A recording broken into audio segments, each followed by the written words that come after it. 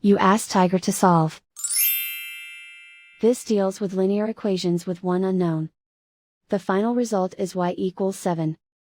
Let's solve it step by step. Group all constants on the right side of the equation. Add 9 to both sides. Simplify the arithmetic.